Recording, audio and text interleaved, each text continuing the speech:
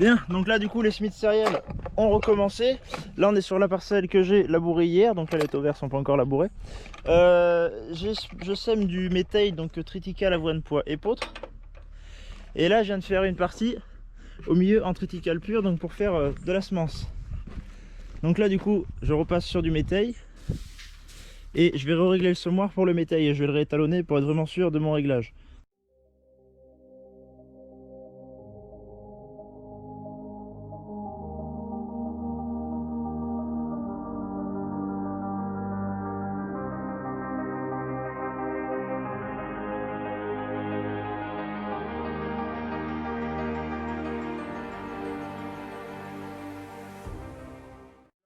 Je viens de faire 45 tours de manivelle donc, pour faire tomber la semence dans les bacs.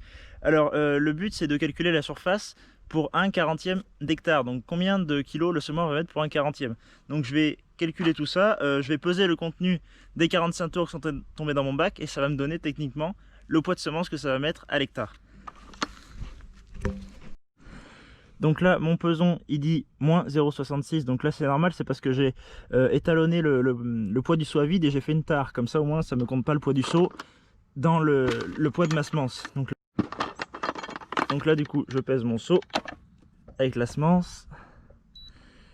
On sort à 4,68 kg. Donc là, c'est pas compliqué. Vu qu'on fait notre surface sur 1/40e, on multiplie 4,68 par 40. Et ça nous sort 187 kg hectare. Donc moi ce que je voudrais semer c'est 180 kg hectare. Donc il y en a un tout petit peu trop, donc je vais modifier le réglage pour atteindre mes 180 kg hectare.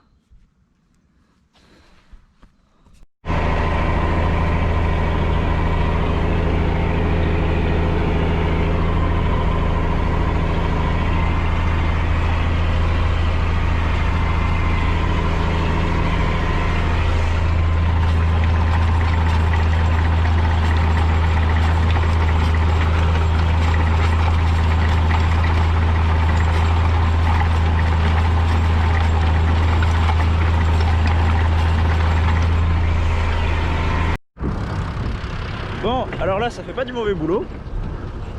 Ça fait quelque chose d'à peu près propre là sur le labour. On va essayer de chercher quelques graines. Voilà, donc là on commence à avoir des graines ici, un triticale, avoine. Là-bas plus loin il y a un peu de pois, de l'épeautre. Petit ver de terre. Toc. Voilà, donc là voilà le mélange que je sème. Donc ici on a du triticale, de l'avoine noire, du pois. Donc là c'est un protéagineux traité en rouge.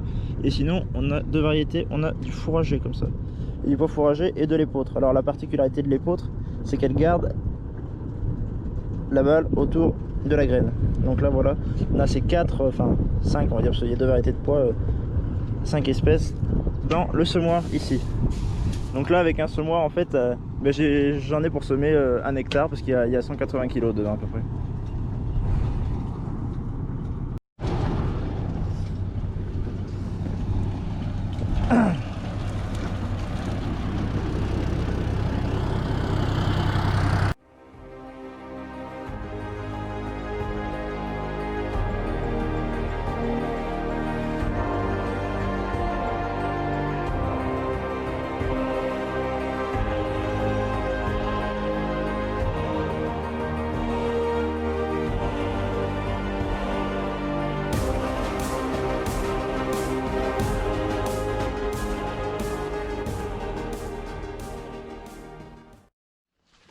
Bon là comme vous avez pu le voir précédemment, la pluie a commencé à tomber donc ça m'a stoppé. Là on est 2 jours après, il a arrêté de pleuvoir, il fait beau, ça va commencer à sécher donc je vais pouvoir continuer. Donc je vais redémarrer le tracteur, je vais vérifier tous mes sabots parce que vu qu'il pleuvait ça m'en a bouché un ou deux là, mais je vais vérifier qu'il n'y en ait pas d'autres de bouchés pour rattaquer. Et puis on va recommencer.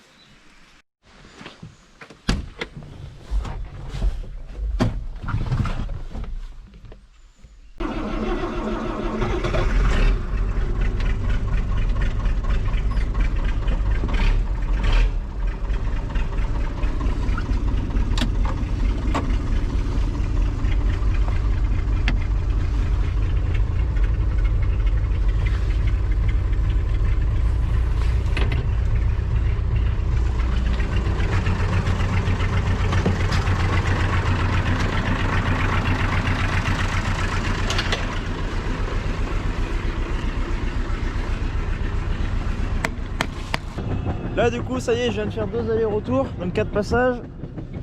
Ça va super bien pour l'instant. Donc il me reste cette partie là à faire, la grande taux vert tout en haut et celle en bas. Donc là le smart, bon, il y en a encore dedans, on va continuer. Allez, il n'y a plus qu'à.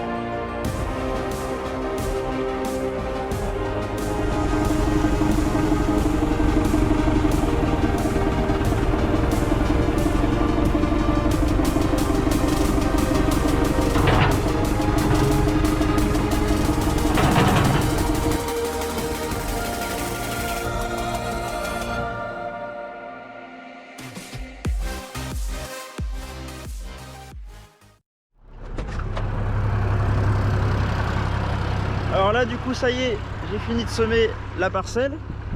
Si, bon j'ai sorti le 1056 de la parcelle.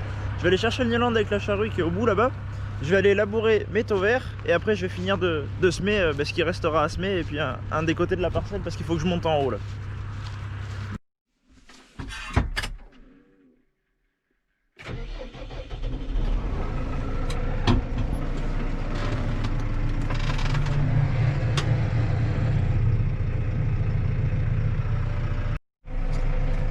Donc là du coup ça y est, je suis en position. Je me suis reculé là où je veux attaquer. Donc là ce coup-ci sur cette taux vert je vais tourner ma terre vers la parcelle. Donc comme ça ma raie sera à côté de la clôture. Prochainement ce sera une prairie. Des fois je fais l'inverse, hein. Je tourne la terre vers la clôture et la raie au milieu et je la bouche en passant de coups de rotatif dessus. Ça dépend des fois. Pas toujours à la tourner dans le même sens, sinon à force on fait un fossé de l'autre côté. Donc là du coup je vais labourer par là parce que je sais que j'ai mes entrées de charrue et mes sorties là qui se trouvent à peu près par ici. Donc je vois à peu près en face où il faut que j'aille là-bas. Donc je vais labourer toute cette partie et puis je vais faire pareil en haut.